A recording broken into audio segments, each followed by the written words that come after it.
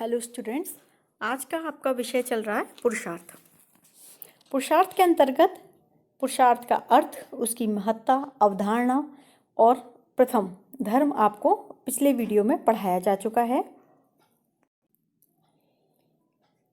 इसमें आपको पुरुषार्थ के दूसरे साधन या दूसरा प्रकार आप कह सकते हैं अर्थ, इसके बारे में पढ़ाया जाएगा। अर्थ का अर्थ है धन और संपत्ति। यजुर्वेद में स्पष्ट कहा गया है कि अर्थ ही सब लोक व्यवहारों का मूल है। इसके बिना मनुष्य का लौकिक और पारलौकिक कोई भी कृत्य संभव नहीं हो सकता। आप भी जानते हैं, बिना धन के कोई भी कार्य करना पॉसिबल नहीं है। अगर आप दान भी देना चाहते हैं धर्म से संबंधित तो पैसा चाहिए, जीवन जीना चाहते हैं, भौतिक सुखों की प्राप्ति करना चाहते हैं तो भी आपको धन चाहिए। वैदिक स्थितियों में भी हम देखते हैं कि उन स्थितियों में भी धर्म की अर्थ की कामना की गई है। अर्थ का अभिप्राय उन सभी उपकरणों और भौतिक साधनों से है जो व्यक्ति को समस्त सांसारिक सुख उपलब्ध कराते हैं तथा उससे संबंधी सभी आवश्यकताओं और साधनों की पूर्ति करते हैं। यानी कि मनुष्य की सभी आवश्यकताएं, उसकी इच्छाएं किससे पूरी होती हैं? धन से पूरी होती हैं। मनुष्य को अपने जीवन के कर्तव्य और उत्तरदायित्वों को पूरा करने के लिए अर्थ की आवश्यकता होती है, लेकिन अर्थ का उपार्जन धर्म के माध्यम से करने का निर्देश भारतीय संस्कृति के अंतर्गत दिया गया है। प्रत्येक व्यक्ति सुख सुविधाओं, यश, ऐश्वर्य का आकांक्षी होता है, भौतिक सुख के प्रति अत्यधिक आकर्षित होता है। ऋग्वैदिक आर्य भी धन, संपत्ति, गाय, अश्व आदि की वृद्धि के लिए भगवान से प्रार्थना करते थे। अतः अर्थ का अभिप्राय अत्यंत विस्तृत है। चल अचल समस्त संपत्ति अर्थ के अंतर्गत आती है। कौटिल्य ने भी अर्थशास्त्र में अर्थ की महत्ता को मानव जीवन में सर्वोपरि मान्यता दी है। उसके अनुसार धर्म और काम दोनों अर्थ मूलक ही होते हैं। यानी कि धर्म और काम दोनों का अस्तित्व अर्थ पर निर्भर है। लोक निर्वाह भी अर्थ के माध्यम से ही हो सकता है। अर्थ सामाजिक लक्ष्य प्राप्ति का साधन है जिससे भौतिक सुख की प्राप्ति हो सकती है। जब याज्ञवल्क्य के राजा जनक के यहाँ पहुंचे तो राजा जनक ने उनसे पूछा कि आपको धन, पशु अथवा शास्त्रार्थ और विजय चाहिए? उन्होंने उत्तर दिया, दोनों चाहिए।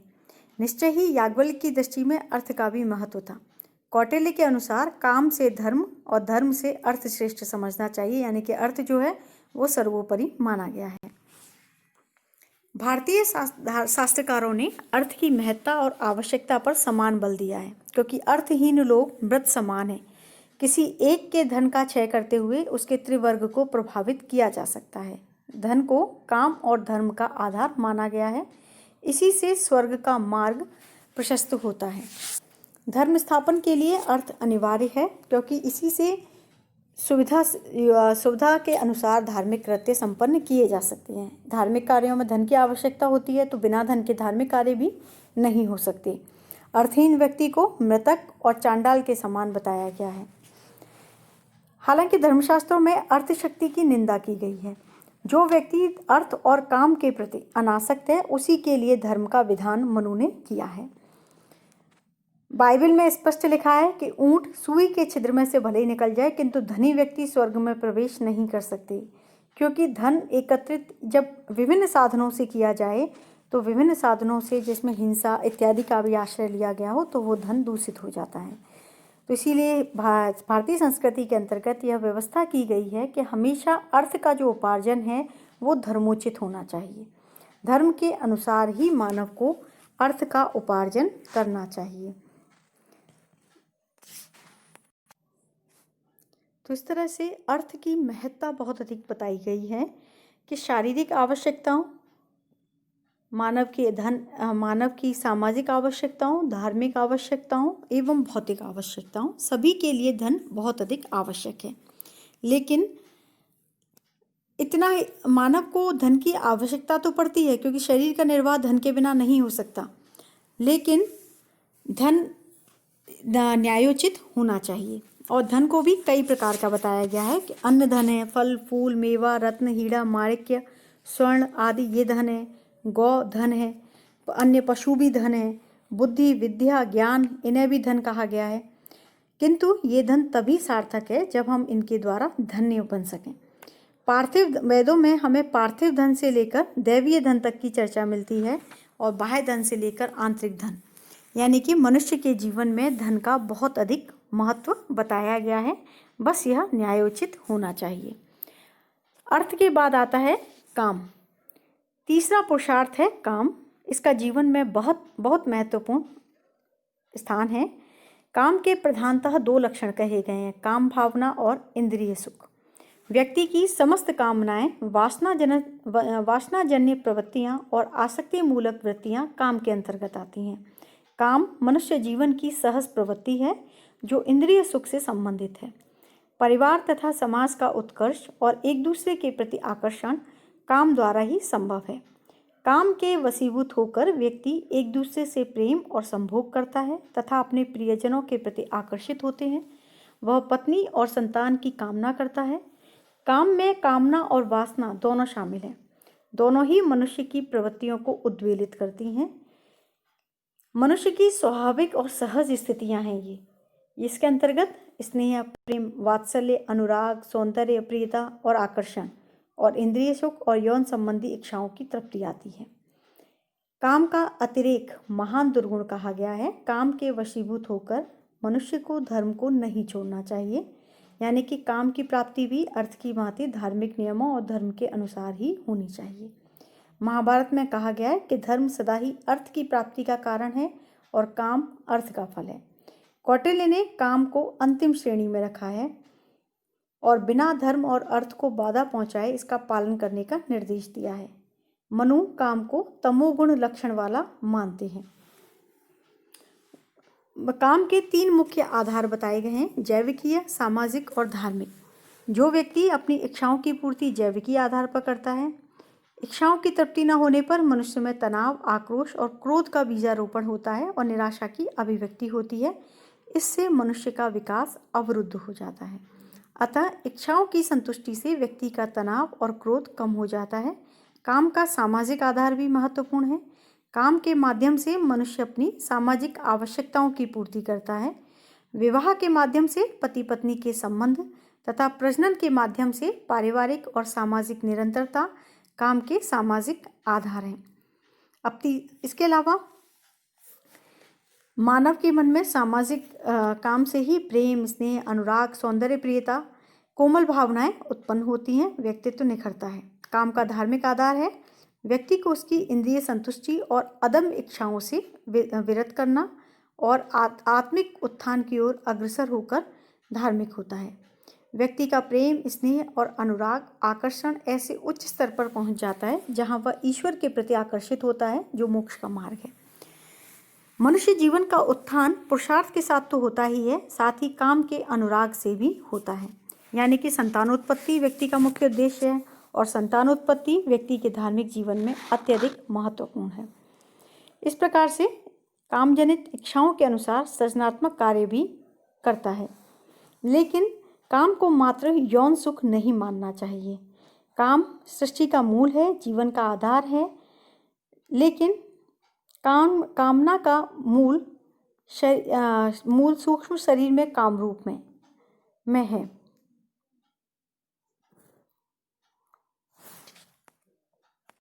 मनु के अनुसार वही काम श्रेयस्कर है जो मानव के विकास में सहायक बन सके। कामना मोक्ष की भी हो सकती है, उन साधनों की भी हो सकती है जो साधक को मोक्ष तक पहुंचाते हैं।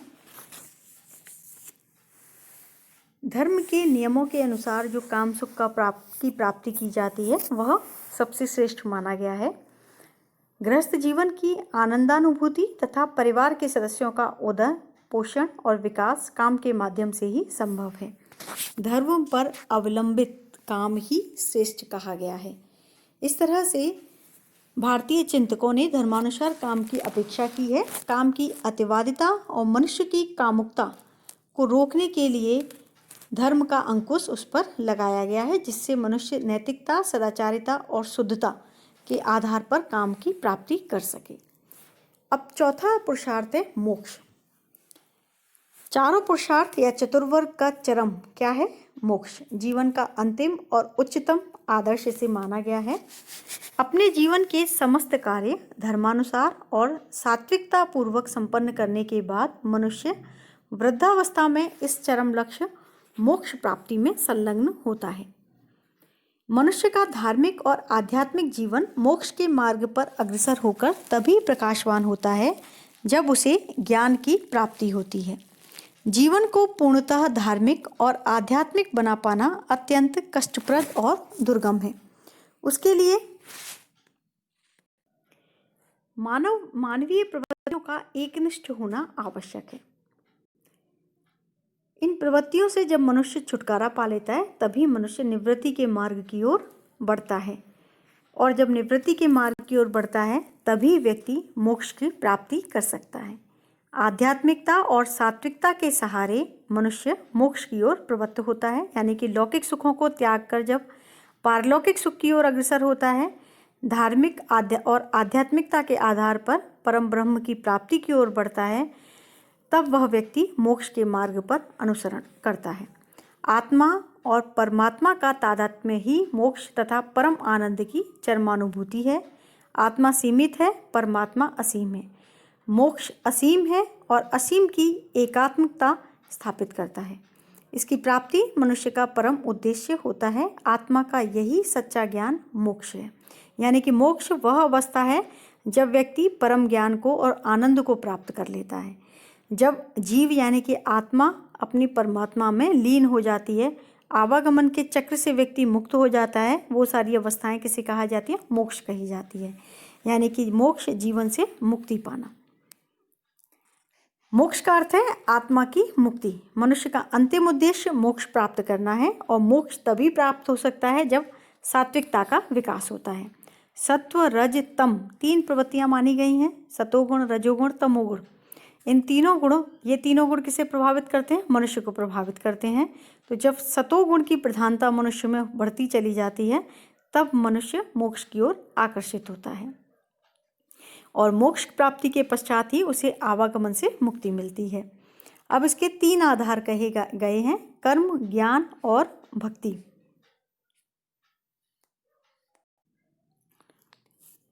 मनुष्य जब कर्म मार्ग को अपनाकर मोक्ष के लिए प्रयत्नशील होता है तब वह कर्म प्रधान मार्ग के माध्यम से मोक्ष प्राप्त करना चाहता है।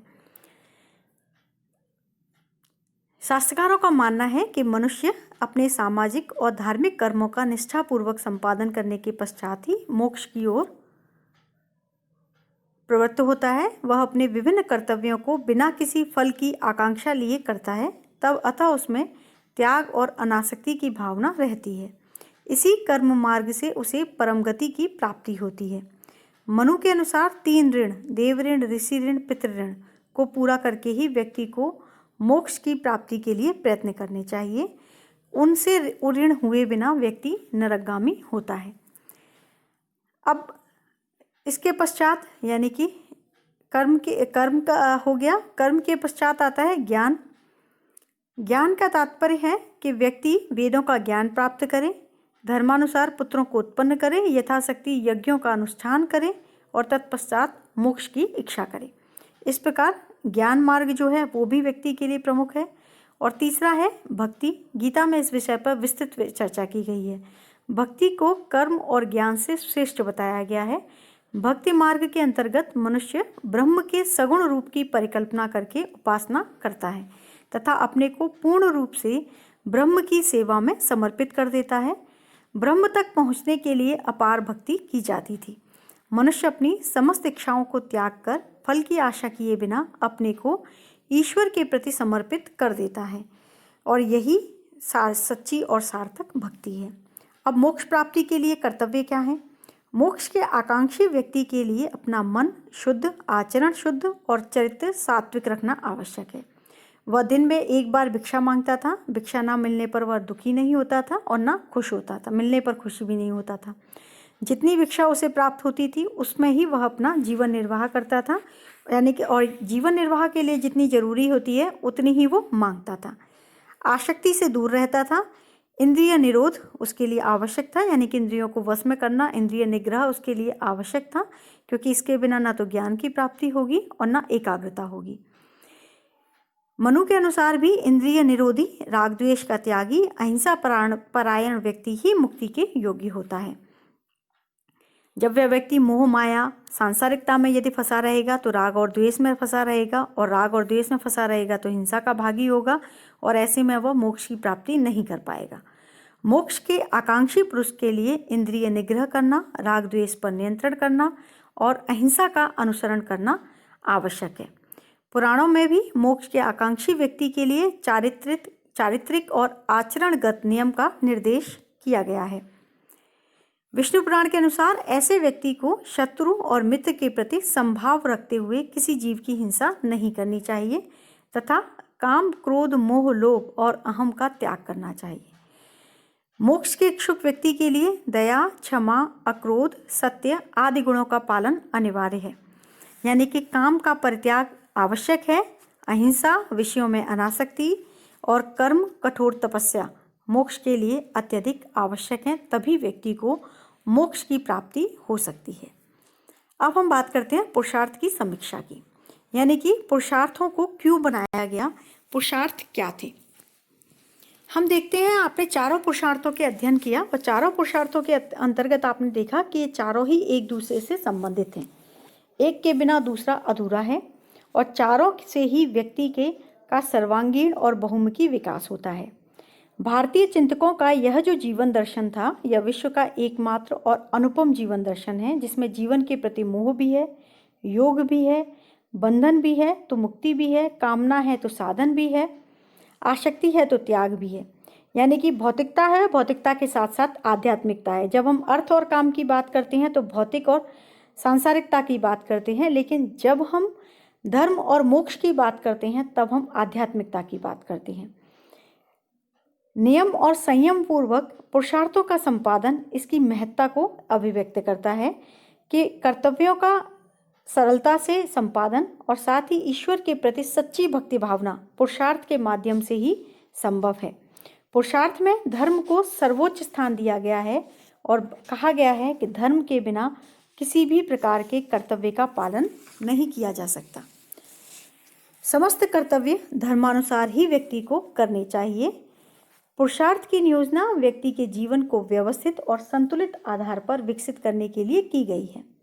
यानी कि कुछ व्यक्ति ऐसे भी थे जो भौतिकवादी थे, धर्म और अर्थ और काम में लगे रहते थे, और कुछ ऐसे थे जो धर्म और मोक्ष में लगे रहते थे। अतः इनके बीच तादात्म्य स्थापित करने के लिए ही पुरुषार्थ का जो विधान था वो भारतीय समाज और संस्कृति और धर्म के अंतर्गत किया गया। धन्यवाद।